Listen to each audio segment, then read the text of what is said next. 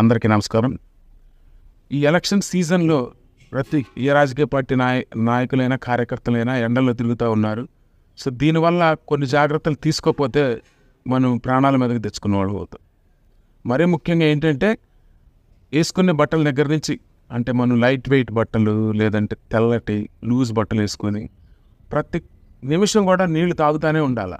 అలాగే ఎక్కువ టైము ఎండలో ఉండకుండా కొద్దిసేపటికి అంటే 15-20 మినిట్స్కి ఒకసారి నీడలోకి వెళ్ళటం, క్యాప్స్ పెట్టుకోవటం, షేడ్ ఉండేటట్టు చూసుకోవటం, sunscreen lotions, high SPF ఉన్న సన్ స్క్రీన్ లోషన్స్ రాసుకోవటం, ఇవన్నీ జాగ్రత్తలు తీసుకుంటానే మనం క్యాంపెయినింగ్ పూర్తి చేయాల్సిన అవసరం ఉంటుంది.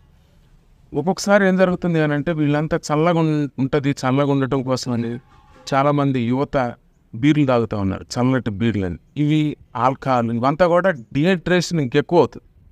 సో ఇంకా ప్రమాదం అయ్యే అవకాశం ఉంటుంది. కాబట్టి వాటి జోలికి ఎండాకాలం ఎండల్లో చేయకూడదు. అలాగే అసలు మనకి సిమ్టమ్స్ ఏముంటాయి అని అంటే సన్ స్ట్రోక్ అంటారు అనమాట. Heat stroke, sun stroke. ఇది severe form of heat illness. ఎండలు ఎక్కువ తిరిగితే వచ్చేది. దీనిలో ఏం కనపడుతుంది అని అంటే మనకి first of all dry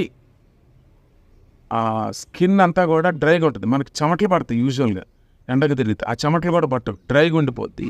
vomitings వచ్చేస్తాయి, తల తిరుగుతుంటుంది, డిజినెస్ ఉంటుంది, హెడేక్ వస్తుంది.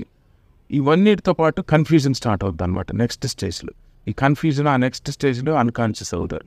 సో ఎప్పుడైతే వామిటింగ్స్ ఉండి, తల తిరుగుతూ ఉండి, స్కిన్ అంతా డ్రై అవుతుందంటే ఇమీడియట్గా హాస్పిటల్కి తీసుకెళ్ళాలి, లేకపోతే చాలా డేంజర్ అవుతుంది.